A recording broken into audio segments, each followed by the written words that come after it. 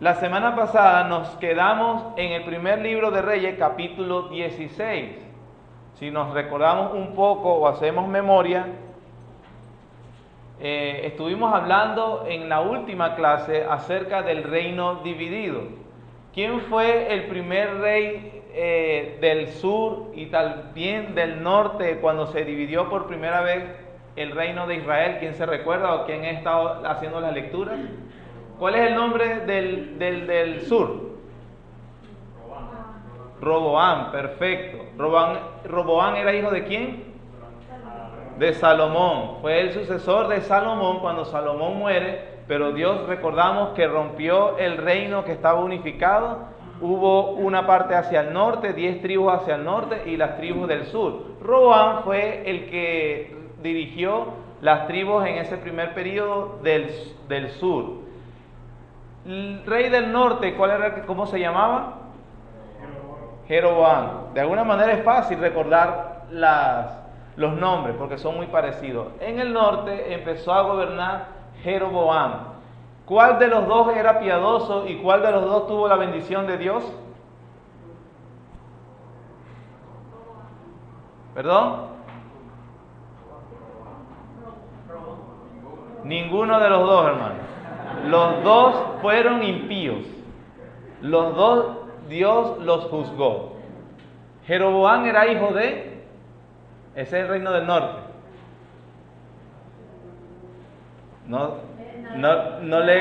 La mano sí se recuerda, aunque eso yo quería saber si decían de Salomón también. Pero recordemos que allí se rompe el reino y Dios por misericordia a David, porque Salomón apostató de la fe, por la misericordia de David dejó a un hijo, un hijo de la dinastía de David, Roboam, aunque este hijo también hizo lo malo. Pero comienza una nueva dinastía en el reino del norte que es Jeroboam. Entonces, aquí en esa lámina está resumida la clase anterior. Vemos que está a partir del Primero de Reyes, capítulo 12, hasta al finalizar el libro de Reyes, si el Señor permite, del primer libro de Reyes estaremos viendo hoy. Pero como vemos acá, en el norte hubo un periodo de inestabilidad. Mientras tanto, en el sur, la estabilidad llegó en el tercer rey, que era Asa. Recordemos que, por ejemplo, en el sur comenzó Roboam. Ahí ven bien, ¿verdad?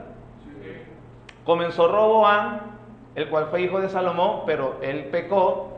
Abián fue el hijo de Roboam, que sustituyó a su padre, pero también hizo lo malo delante de Dios. Y luego vino Asa, que fue el último rey piadoso que vimos en el reino del sur. Su piedad vino a hacer una estabilidad en el reino del sur. De hecho, reinó unos 41 años. Y dice la Biblia que Dios bendijo al reino del sur, en este caso Judá, lo que vamos a ver siempre como Judá, precisamente por este hombre que hizo, o este rey que se abocó a llevar a hacer lo que Dios le había mandado. Esto sí lo hemos estado recalcando en las últimas clases. Cuando en la narrativa de Reyes nos dice que ellos hicieron lo bueno ante los ojos de Jehová, ¿a qué se referían específicamente? En la práctica, en la experiencia, ¿qué era ese hacer lo bueno? Cumplir la ley de Jehová, cumplir la ley de Dios, aprender y aplicar lo que el Señor había revelado en el Pentateuco, en los primeros 5 libros de la ley. A medida que ellos se abocaban y se inclinaban a conocerla y a llevar su reinado de acuerdo a lo que Dios le decía, Dios los bendecía. Eso fue lo que estuvimos viendo.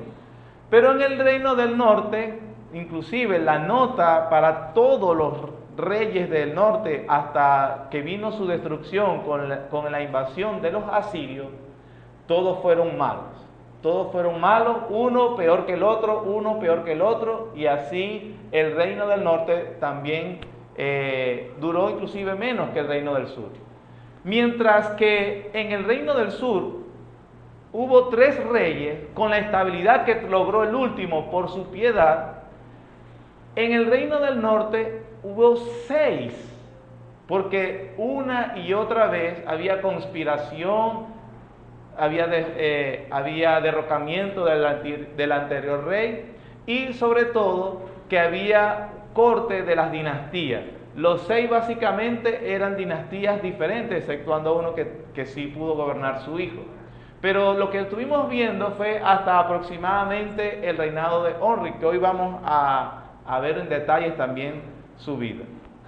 Entonces, en el reino del norte vemos una sucesión de reyes e inestabilidad hasta uno que se llamó Onri. Nosotros vimos que Jeroboam, el primer rey del norte, gobernó unos 22 años y lo sustituyó su hijo Nadab. Eso está a partir de Primera de Reyes capítulo 15. Luego de su hijo Nadab apenas pudo gobernar 2 años, él hace lo malo ante los ojos de Jehová y le hace una conspiración y de paso lo derroca un soldado llamado Baasa. Baasa gobierna en el reino del norte unos 24, estoy haciendo un resumen, por eso voy tan rápido. Cualquier cosa, si hay alguien que se confunde, puede levantar la mano y podemos detener. Baasa gobierna unos 24 años, también hace lo malo ante los ojos de Dios y lo sustituye su hijo Ela. Ela reina apenas 2 años, conspira contra él un siervo que es Sinri. Y ese Sinri hace el derrocamiento. Él solo reina 7 días y luego de esos 7 días Onri toma el trono. Con Onri, que gobernó 12 años, llega un periodo de estabilidad, entre comillas, porque como vemos acá, ya habían pasado 5 reyes diferentes, cada uno duraba menos o duraba un poco. Se cortaban las dinastías, no era que el hijo de este y el hijo de este, sino que apenas la segunda generación llegaba, luego venía una conspiración, y todo a raíz del pecado y las cosas malas que estaban sucediendo entre ellos. Es muy notorio, hermanos, que nosotros veamos en la narrativa de estos capítulos, aproximadamente desde el 12 hasta el 16, que estamos viendo hasta ahorita, que es Onri. La nota, lo que quiere hacernos ver el autor bíblico es que esta inestabilidad, esta falta de paz, estas venganzas, todas estas cosas sucedían por el alejamiento que tenían los reyes, por consecuencia del pueblo que gobernaban, acerca de la ley de Dios. También estas conspiraciones se dieron, Dios las permitió, a pesar de que por la maldad de estos hombres hacían estas cosas, y se lo llevaron a cabo en cumplimiento de la palabra de Dios. Aquí hay 2 cosas interesantes que cada uno debe tener en cuenta. Se nos narra la falta de cumplimiento de los hombres acerca de lo que Dios demanda. Se nos explica, se nos expone a cada momento. Pero al mismo tiempo se nos narra el cumplimiento de Dios de su palabra. Hermanos, Dios es fiel. Cuando decimos, la hemos repetido, lo repito de nuevo, Dios es fiel a su palabra. Él va a llevar a cabo y Él va a cumplir lo que ha prometido, lo que Él ha revelado. Eso indica tanto para lo bueno como para lo malo. Es decir, para su juicio, hablando malo en el juicio que decía las personas. ¿Quién se recuerda cómo es que llega Jeroboam al trono de Israel?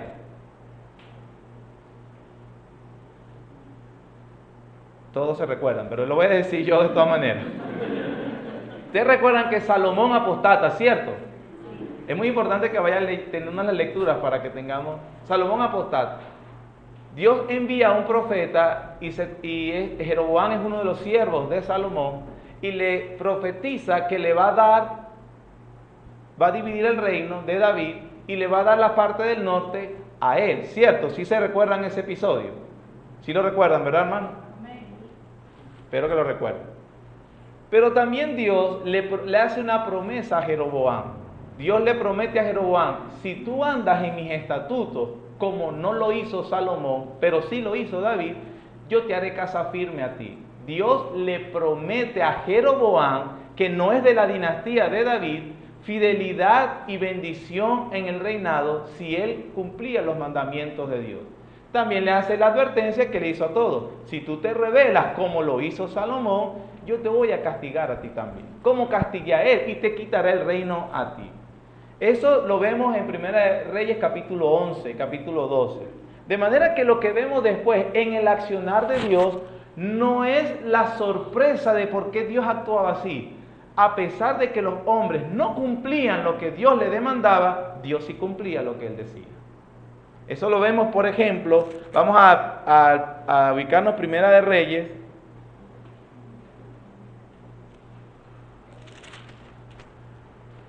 capítulo 13. En Primera de Reyes, capítulo 13, se nos narra el episodio cuando un profeta va a amonestar a Jeroboam precisamente por no obedecer la palabra de Dios. En este capítulo hay un paréntesis muy importante. Este profeta de Dios obedece a Dios dando el anuncio a Jeroboam. Sin embargo, Dios le dijo también a este profeta que se abstuviera de algunas cosas. Este profeta no obedece a la palabra de Dios. Obedece dándole el mandato a Jeroboam, pero había un mandato específico para él, el cual no obedeció. Y dice la Biblia que fue muerto por un león precisamente por desobedecer. La gente se pregunta, pero si aquí la historia está tratando de los reyes, ¿qué tiene que ver este paréntesis o esta historia donde se enfoca el escritor en hablar del castigo hacia un profeta y deja de un lado a Jeroboam y luego vuelve a caer con Jeroboam? Lo que está haciendo el escritor o el Espíritu Santo a través del escritor es que Dios va a sentenciar y va a ejecutar, llevar a cabo su palabra, sea quien sea. Sea profeta, sea rey, sea lo que sea, Dios lo va a hacer. Y lo que le está demostrando aquí a Jeroboam y al resto del pueblo es: Dios va a llevar a cabo lo que dijo. Miren, por ejemplo, el capítulo 13, versículo 25. Y he aquí unos que pasaban y vieron el cuerpo muerto que estaba echado en el camino, y el león que estaba junto al cuerpo, y vinieron y lo dijeron a la ciudad donde el viejo profeta habitaba. Oyéndolo el profeta, que le había hecho volver del camino, dijo: el varón de Dios es, que fue rebelde al mandato de Jehová. Por tanto, Jehová le ha entregado al león, que le ha quebrantado y matado, conforme a qué. Ahí ya el escritor nos está diciendo: Dios juzgó a este profeta y lo quebrantó conforme a la palabra que él le dijo. El profeta no fue fiel al mandato de Dios, Dios sí fue fiel a su advertencia. Capítulo 14, Dios levanta a otro profeta y vuelve a retomar la historia con Jeroboam y le manda a decir lo siguiente. Capítulo 14, versículo 7. Ve y di a Jeroboam: así dijo Jehová Dios de Israel, por cuanto yo te levanté de en medio del pueblo y te hice príncipe sobre mi pueblo Israel, y rompí el reino de la casa de David y te la entregué a ti, y tú no has sido como David mi siervo, que guardó mis mandamientos y anduvo en pos de mí con todo su corazón, haciendo solamente lo recto delante de mis ojos, sino que hiciste lo malo sobre todos los que han sido antes de ti, pues fuiste y te hiciste dioses ajenos e imágenes y fundición para enojarme, y a mí me echaste tras tus espaldas. Por tanto, he aquí que yo traigo mal sobre la casa de Jeroboam, y destruiré de Jeroboam todo varón, así el siervo como el libre en Israel, y barreré la posteridad de la casa de Jeroboam, como se barre el estiércol hasta que se acabe. Dios le dio sendos anuncios de advertencia a Jeroboam. Vemos aquí uno de esos, y le dijo: no has andado conforme a lo que yo te dije, tú vas a ver lo que te va a suceder. Capítulo 15. Jeroboam muere y tiene su hijo, y al reinado lo toma su hijo Nadab. Dice capítulo 15, versículo 25. Nadab, hijo de Jeroboam, comenzó a reinar sobre Israel en el segundo año de Asa, rey de Judá, y reinó sobre Israel 2 años. e hizo lo malo ante los ojos de Jehová, andando en el camino de su padre, y en los pecados con que hizo pecar a Israel. Y Baasa, hijo de Ahías, el cual era de la casa de Isaacar, conspiró contra él y lo hirió Baasa en Gibetón, que era de los filisteos, porque Nadab y todo Israel tenían sitiado a Gibetón. Versículo 28. Lo mató pues Baasa en el tercer año de Asa, rey de Judá, y reinó en lugar suyo. Y cuando él vino, cuando él vino al reino, mató a toda la casa de Jeroboam, sin dejar alma viviente de los de Jeroboam, hasta raerla, conforme a qué, hermano, que habló por su siervo Ahías el silonita. Entonces vemos que nos dice que el juicio sobre aquel profeta vino conforme a la palabra de Dios. Vino la advertencia sobre Jeroboam, no escuchó y le cayó a su hijo Nadab, conforme a qué, a la palabra de Dios. Este Nadab fue sustituido por Baasa. Baasa también hace lo malo ante los ojos de Dios. Capítulo 16, versículo 7. Pero la palabra de Jehová por el profeta Jehú, hijo de Hanani, había sido contra Baasa y también contra su casa, con motivo de todo lo malo que hizo ante los ojos de Jehová, provocándole a ira con las obras de sus manos, para que fuese hecha como la casa de Jeroboam, y porque le había destruido. Luego llega Ela y también Sinri, capítulo 16, versículo 12. Así exterminó a toda la casa de Baasa, conforme a qué, hermano? La palabra de Jehová que había proferido contra Baasa en medio de Jehú. Nosotros vemos aquí esa sucesión de reyes y esa inestabilidad que también se daba como juicio y cumplimiento de lo que Dios le había prometido. Lo he dicho, como le prometió en cuanto a si te voy a juzgar si no haces lo que yo digo, o si no te conformas a mis palabras, pero también había bendición si hacía conforme a su palabra. Y en ese aspecto, el escritor, el narrador, también nos está notificando que Dios es fiel para guardar el pacto también. Eso es precisamente lo que sucedió con, por ejemplo, el reinado de Abián, que fue en el sur, el hijo de Roboam, que había hecho lo malo. Vean el capítulo 15 de Primera de Reyes.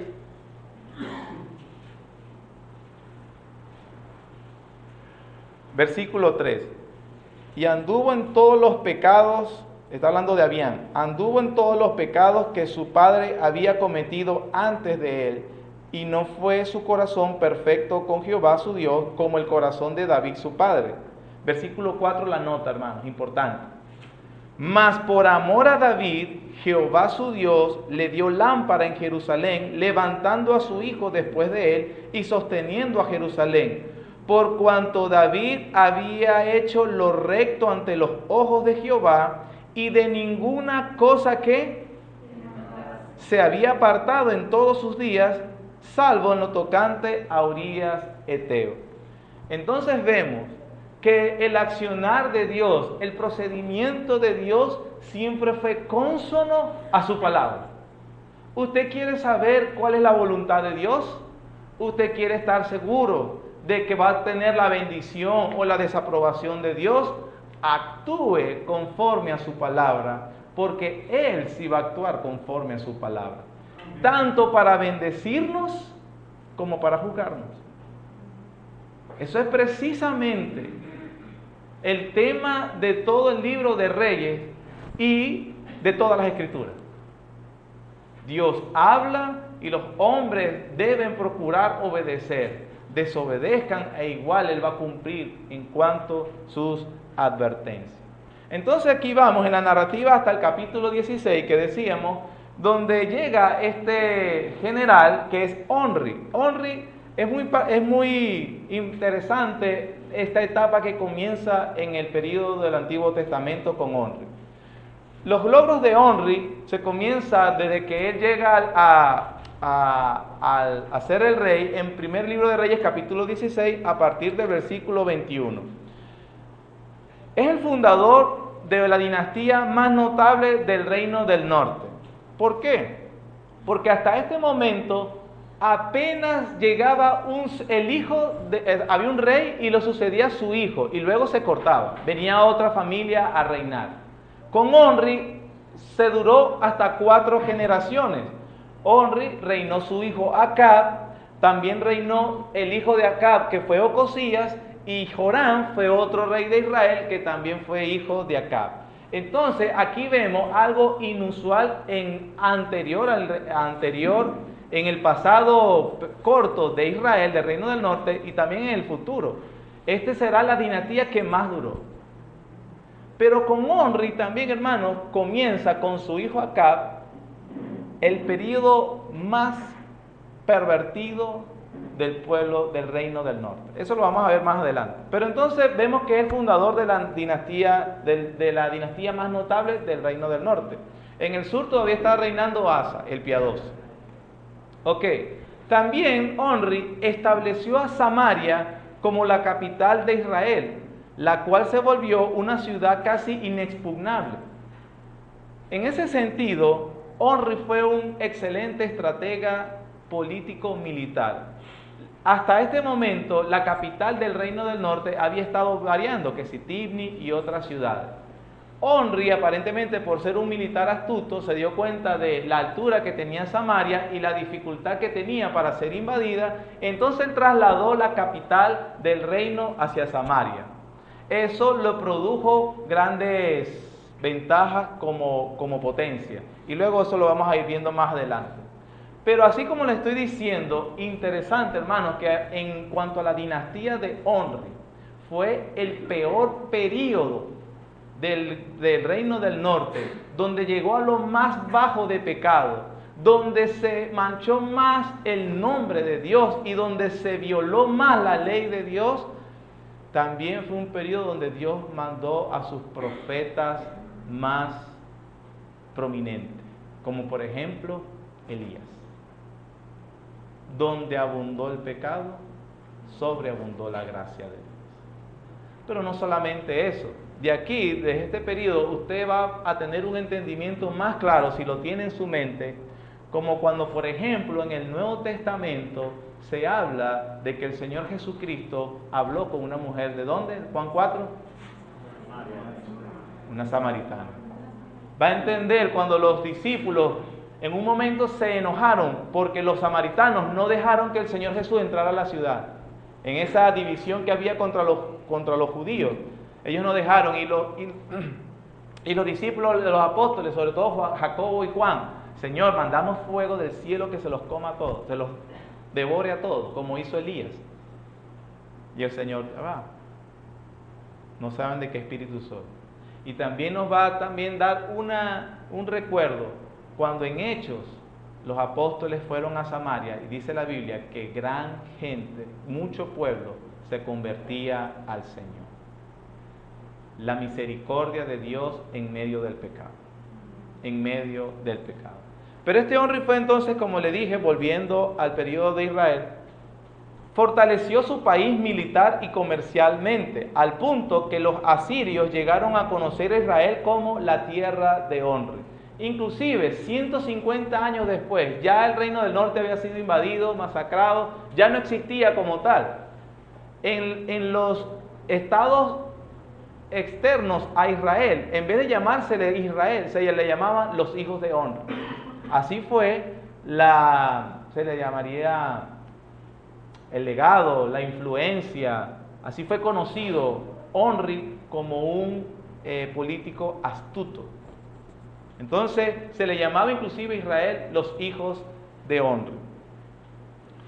Y Onri casó en esa política de establecer relaciones comerciales, hizo también comercio con Fenicia, y ahí fue donde casó a su hijo Acab con una princesa fenicia llamada Jezabel. Ustedes conocen cuál es la historia de Jezabel, ¿verdad? Los que tienen un conocimiento básico del Antiguo Testamento saben que Jezabel es sinónimo del diablo. Entonces, imagínense cómo fue la situación para el norte y de este Onri, que a pesar de su fortaleza política y de su fortaleza comercial y el enriquecimiento que tuvo Israel en el periodo de Onri, También entonces al mismo tiempo creció su depravación hacia el pecado, porque sus alianzas fueron totalmente depravadas también. Y Jezabel era uno de esos. La Biblia nos narra poco acerca de la vida de Omri, entonces se enfoca, y todo el resto del libro de Reyes, desde el capítulo 16, termina con el reinado de Acab y lo que hizo Dios a través del profeta Elías, que también aparece en escena. Reinado de Acab, que está ubicado desde del capítulo 16, versículo 29, y termina el primer libro de los Reyes y continúa un poco, y ahí termina el reinado de Acab, pero termina también nuestro libro. Ahora, es importante ver el periodo de Acab porque también en la narración bíblica tiene mucha trascendencia. Hermanos, ¿las letras se ven bien allí? Sí, también.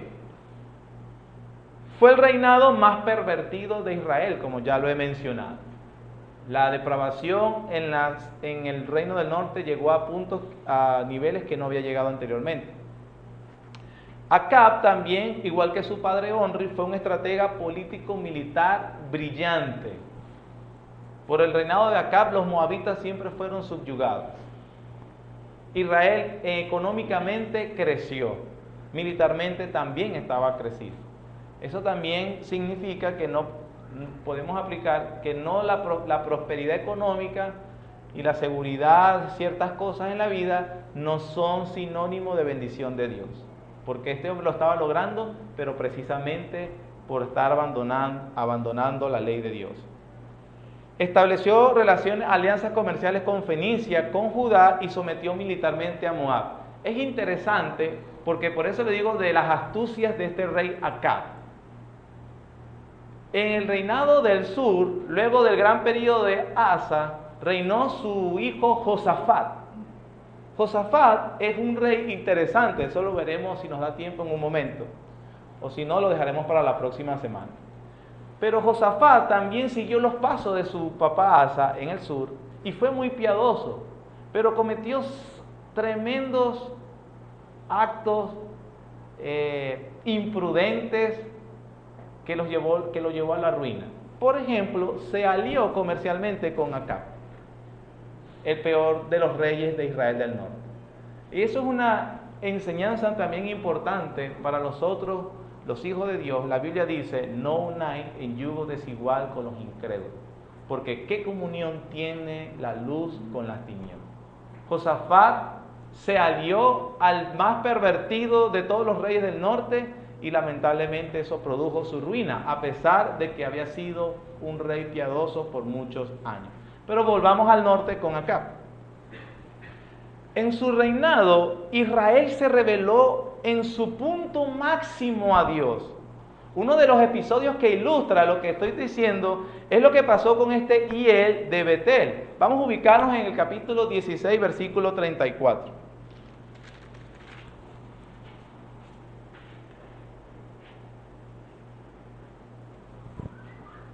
Capítulo 16, vamos a leer desde el versículo 30. Y reinó Acab, hijo de Omri, sobre Israel en Samaria 22 años. Y Acab, hijo de Omri, hizo lo malo ante los ojos de Jehová, más que todos los que reinaron antes de él. Porque le fue ligera cosa andar en los pecados de Jeroboam, hijo de Nabat, y tomó por mujer a Jezabel, hija de Etbaal, rey de los Sidonios, y fue y sirvió, está oscuro aquí, por eso a veces no. Fue y sirvió a Baal y lo adoró. E hizo altar a Baal en el templo de Baal que él edificó en Samaria. Hizo también Acab una imagen de acera, haciendo así Acab más que todos los reyes de Israel que reinaron antes que él, para provocar la ira de Jehová, Dios de Israel. Versículo 34. En su tiempo, Hiel de Betel reedificó a Jericó a precio de la vida de Abirán, su primogénito, echó el cimiento. Y a precio de la vida de Segub, su hijo menor, puso sus puertas, conforme a la palabra que Jehová había hablado por Josué, hijo de Nun.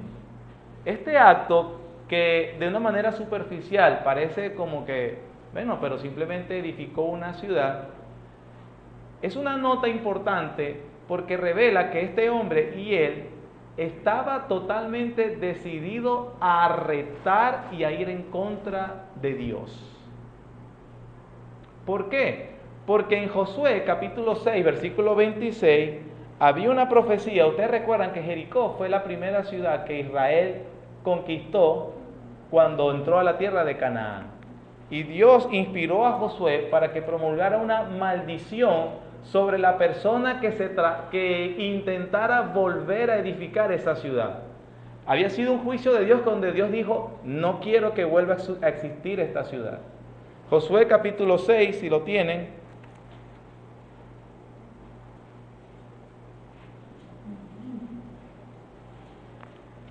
Josué capítulo 6, versículo 26.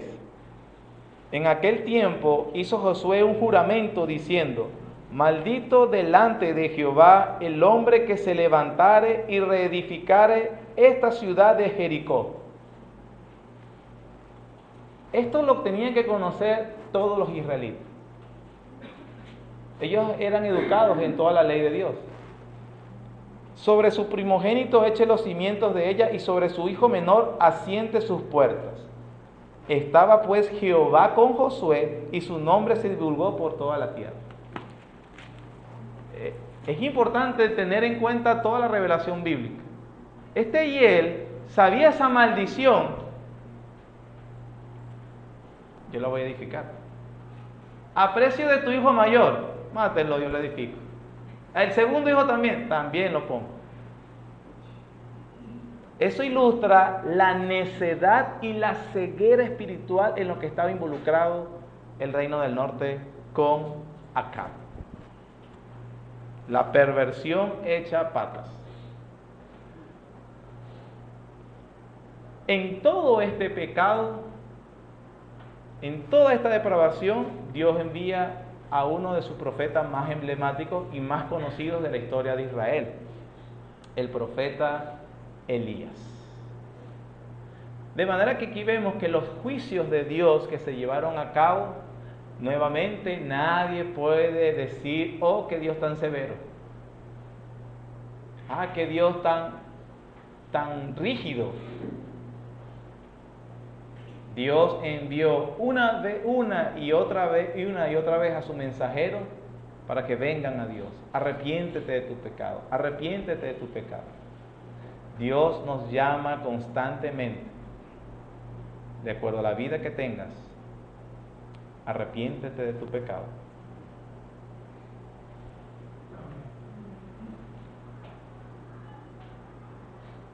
Aquí hay una nota interesante, señales y milagros a través de Elías.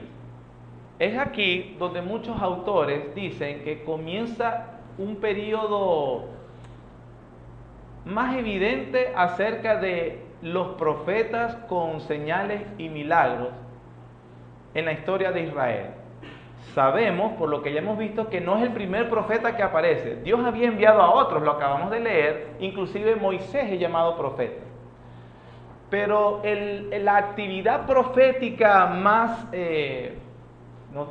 no tengo la palabra en la boca, más resonante, sobresaliente, también sería un buen término, comienza con Elías. Por eso algunos autores dicen, empieza el periodo profético. Pero teniendo en claro que antes hubo, pero siempre fue más nominal a una misión particular y no había mucha resonancia en cuanto a las señales que hacían.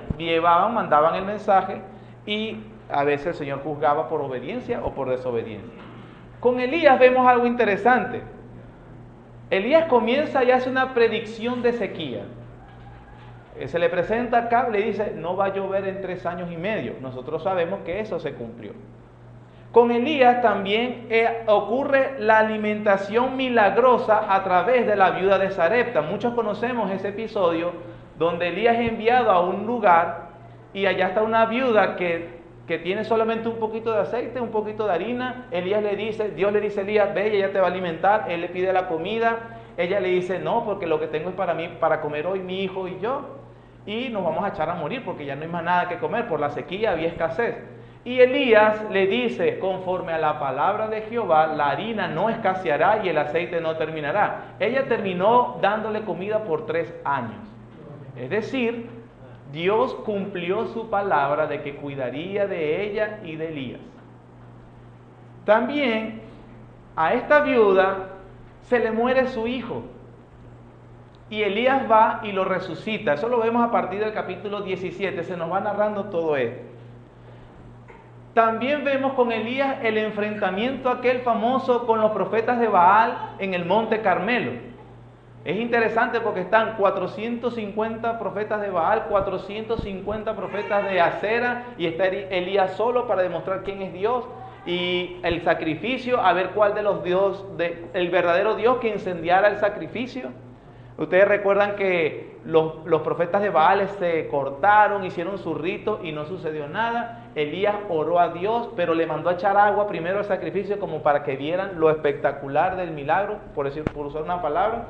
Y nosotros vemos que Dios envió fuego del cielo y encendió en aquel momento espectacular. Amén. Amén. Todas estas cosas, resurrección de muertos, alimentación milagrosa, aquí nos está recordando. Enfrentamiento con los profetas. Luego de todo eso, Elías ora por lluvia y llueve. El Señor, los milagros del Señor Jesús, hermanos, no tampoco fueron como,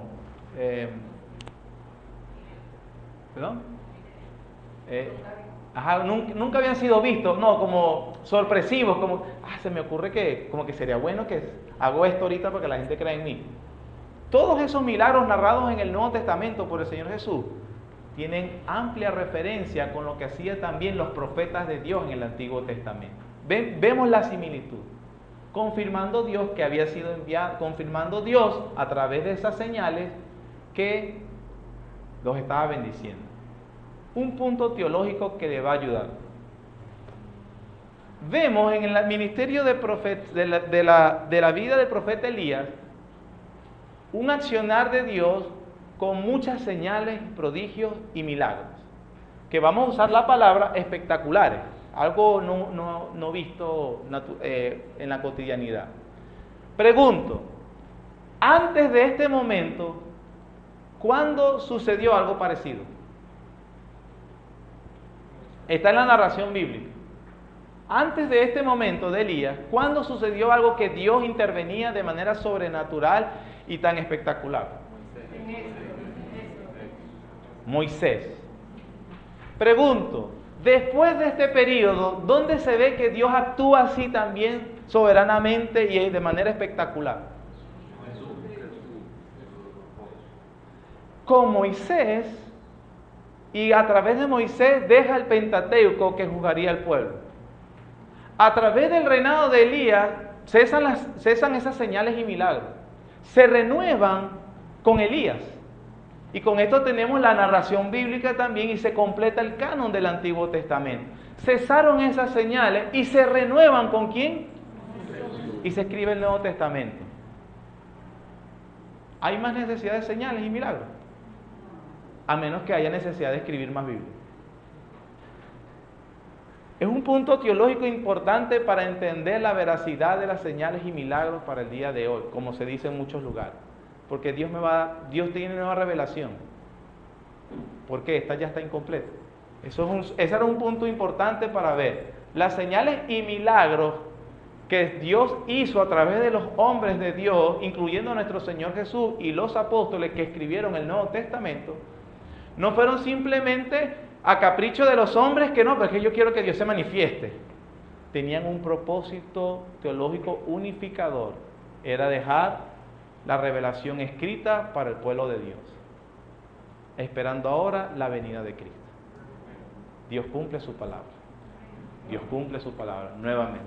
Eso es para que tengamos en cuenta con respecto a la revelación de Dios y el propósito de los señales, prodigios y cosas espectaculares. Pero también se nos narra, se hace un paréntesis con respecto a los reyes y se termina el capítulo con algunas cosas de Elías.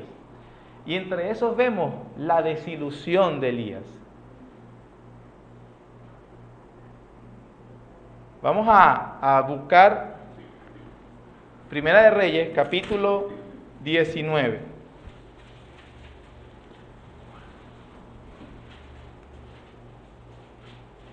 Hemos visto que Elías se enfrentó a los profetas de Baal, Elías ganó la batalla, se demostró que Dios es Dios y no Baal. Luego Elías ora por la lluvia y vino la lluvia. Dios ha estado respaldando el ministerio de Elías de manera contundente y de manera evidente. Capítulo 19, versículo 1. Acab dio a Jezabel la nueva de todo lo que Elías había hecho y de cómo había matado a espada a todos los profetas. Entonces envió Jezabel a Elías un mensajero diciendo: así me hagan los dioses y aún me añadan, si mañana a esta hora yo no he puesto tu persona como la de uno de ellos.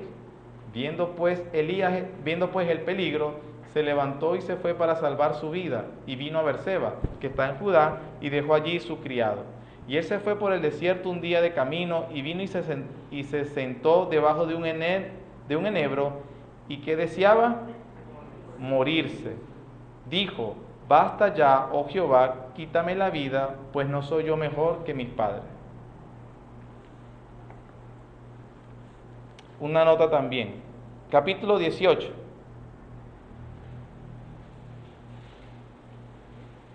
Versículo 36.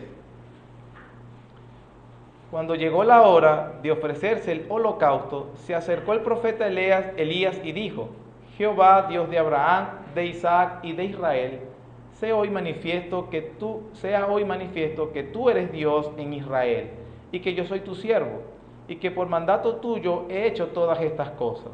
Respóndeme, Jehová, respóndeme, para que conozca este pueblo que tú, oh Jehová, eres el Dios, y que tú vuelves a ti el corazón de ellos. Entonces cayó fuego de Jehová y consumió el holocausto, la leña, las piedras y el polvo, y aún lamió el agua que estaba en la zanja. Viendo todo el pueblo, se postraron y dijeron: Jehová es el Dios, Jehová es el Dios. Entonces Elías les dijo: prended a los profetas de Baal para que no escape ninguno, y ellos lo prendieron y los llevó Elías al arroyo de Sison y allí los degolló. Antes de que piense: oye, pero qué feo, los degolló a los profetas, Elías estaba cumpliendo la palabra de Dios en Deuteronomio capítulo 13, que había dicho: cuando venga profeta y te aparte de Dios, el tal debe morir. Acab no obedecía a Dios, Elías sí obedecía a Dios. Pero vemos que en ese momento de apoyo de Dios al ministerio de Elías, de algo tan espectacular como el reto que acaba de suceder, y aparentemente el pueblo se arrepiente y ejecutan a los profetas, Elías entonces podemos inferir que espera un avivamiento en Israel.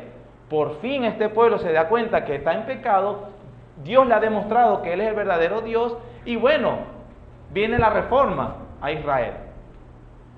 Pero en el capítulo 19 acabamos de leer que la esposa de Acab se quiere vengar acerca de todo esto, y Elías sale huyendo. No solamente sale huyendo, está muy temeroso, cae en una depresión profunda, que inclusive prefiere suicidarse antes que seguir soportando la situación que estaba pasando. ¿Dónde está la fe de Elías ahorita? ¿Dónde está el pueblo que dijo: Jehová es Dios, Jehová es Dios? Lo abandonó completamente. Y Elías está abandonado. Elías, hermanos, dice la Biblia en Santiago, que era un hombre sujeto a pasiones. A pesar de sendas victorias que había tenido Elías, y que a pesar de la manifestación del poder de Dios que le había dado en su propia vida, Elías no tuvo cuidado de su corazón y terminó en una situación lamentablemente deplorable. Dios animó a su siervo, el resto del capítulo habla, donde él lo ayuda dándole a un sucesor que es Eliseo, que básicamente continúa el ministerio de Elías. Pero eso habla mucho de tener el cuidado de que después de buenas victorias espirituales, cuidado, nos podemos caer. La Biblia dice, así que el que piense estar firme, mire que no caiga. Tenga cuidado con descuidarse. Hasta Elías cayó. Algunas cosas buenas acerca de Elías. La teología de Elías era sólida y clara. Sabía que solamente si los corazones del pueblo eran cambiados, ellos creerían. Hermano, Elías no le predicaba las emociones. Él rogaba que el Señor cambiara el corazón. Porque si el Señor no hace una obra sobrenatural en el corazón del hombre, el hombre no vendrá. Y el versículo 36 dice, ahora Dios, eres tú el que vuelves el corazón de este pueblo hacia ti. Oh Dios, hazlo. Oh Dios, respóndeme. Eso es un modelo de oración para nuestros familiares incrédulos.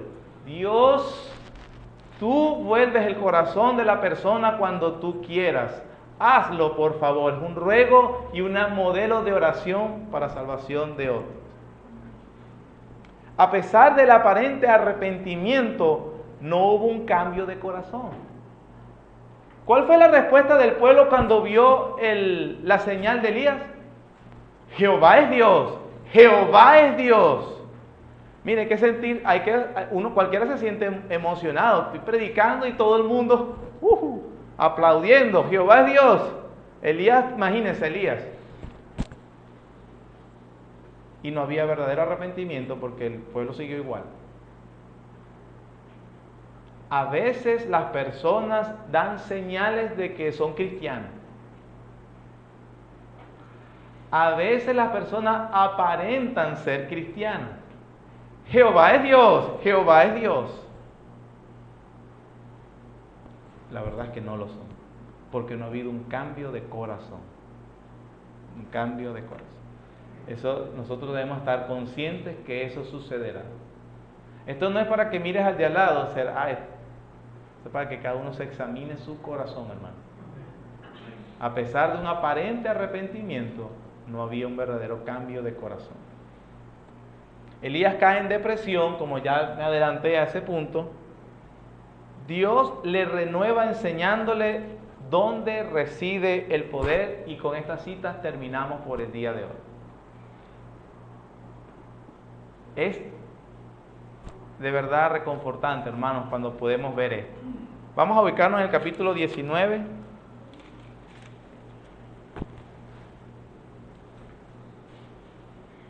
Del Primera de Reyes, capítulo 19, versículos 11 al 13. Dios anima a su profeta enviándolo a un lugar. Por cierto, se cree que era el mismo sitio donde Dios le dio la revelación a Moisés, a una peña de Horeb. En el versículo 11, Dios se le manifiesta a Elías en la depresión que él está. Capítulo 19, versículo 11. Él le dijo, está hablando Dios, sal fuera y ponte en el monte delante de Jehová. Y he aquí Jehová que pasaba, y un grande y poderoso viento que rompía los montes y quebraba las peñas delante de Jehová. Pero ¿qué, hermano? Jehová no estaba en el viento. Y tras el viento un terremoto. Pero Jehová ¿qué? Y tras el terremoto un fuego. Pero Jehová ¿qué? Y tras el fuego un silbo apacible y delicado. Y cuando lo oyó Elías, cubrió su rostro con su mano y salió y se puso a la puerta delante de la cueva. Y he aquí vino a él una voz diciendo, ¿qué haces aquí, Elías?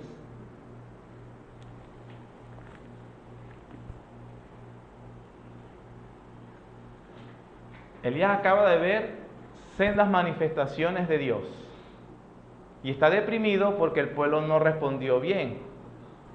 ¿Qué pasó? ¿Qué más hay que hacerles? ¿Cómo es posible que yo me estoy escondiendo? Dios se lo trae a un lugar privado y le hace esas manifestaciones también terroríficas. tormenta, trueno, terremoto, se parten las piedras. Y Dios no está allí. Elías, las cosas no son así, donde como que lo espectacular, ahí estoy yo. No es no es la fanfarronería. No es hacer una cosa mediática allí para emocionar a las personas. Elías iba a aprender a partir de ese momento que el poder de Dios residía en su palabra, un siervo apacible que trabaja en la conciencia de los hombres. Eso es lo que enseña la Biblia en el Nuevo Testamento, segunda carta de Pedro, capítulo 1.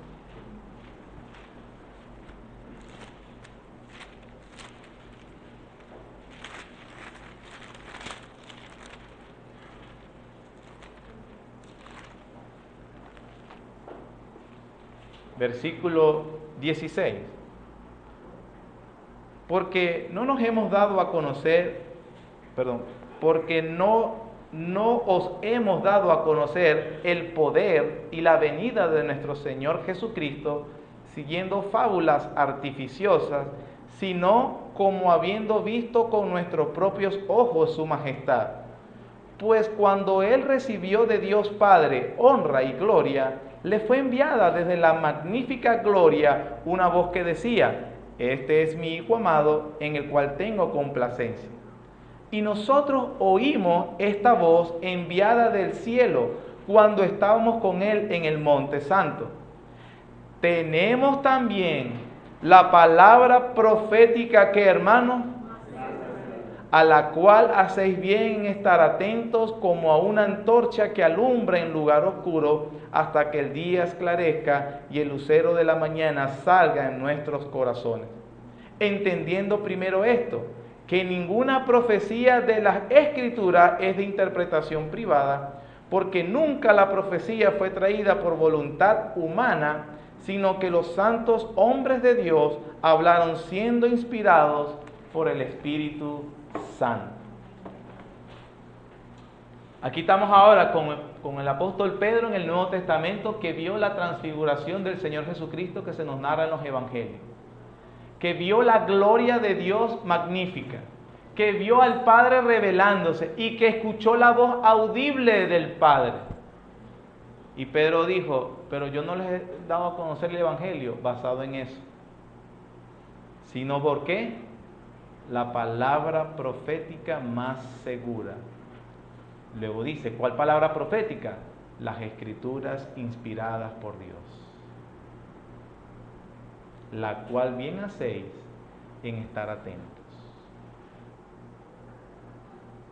El silbido apacible está cuando llega a una conciencia que es convencido por Dios, escuchando su palabra.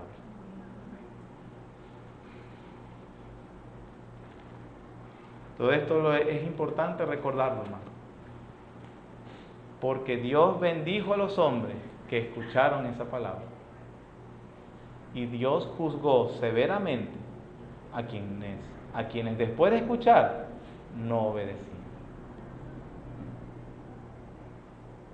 De ahí el deber de toda iglesia y de todo cristiano, exponer la palabra de Dios, porque es la espada del Espíritu, aplicándola a la conciencia de los hombres, y ellos siendo verdaderamente transformados para la gloria de Dios. La ley de Jehová es perfecta, convierte al alma.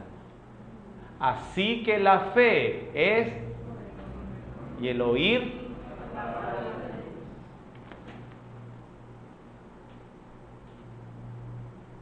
¿cómo dirige su vida, hermano?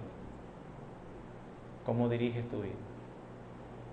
El Señor nos ayuda. Amén. Gracias, Padre Santo, te damos por esta meditación en tu palabra. Gracias, Señor, por habernos dado tu palabra escrita, tu revelación, a la cual debemos estar atentos, Señor. Permítenos, lo oro primeramente en nuestro deber colectivo como iglesia, ser columna y baluarte de la verdad. Y que tu palabra, Señor, cada vez que nos reunamos, sea expuesta fielmente, sea levantada en alto, sea, Señor, aquello por lo cual cada uno de nosotros viene, por comer de tu palabra, Señor. Pero también no solamente, Señor, cuando nos reunimos como iglesia, sino en nuestras vidas personales y privadas. Que nosotros seamos, Señor, no oidores olvidadizos, sino hacedores de tu palabra. Ayúdanos a aplicar, Señor, tus mandatos, tus principios, tu verdad, efectiva y eficazmente en nuestras vidas, nuestros matrimonios, nuestra crianza de hijos, nuestras labores cotidianas, todas aquellas áreas, Señor, de nuestras vidas, que obviamente, Padre, no podemos reservar a que no puedan ser iluminadas y tratadas por lo que tú dices. Ayúdanos, Señor, en nuestro pecado y debilidad. Por favor, sé con nosotros. En el nombre de tu Hijo amado, el Señor Jesucristo. Amén. Amén. Y amén.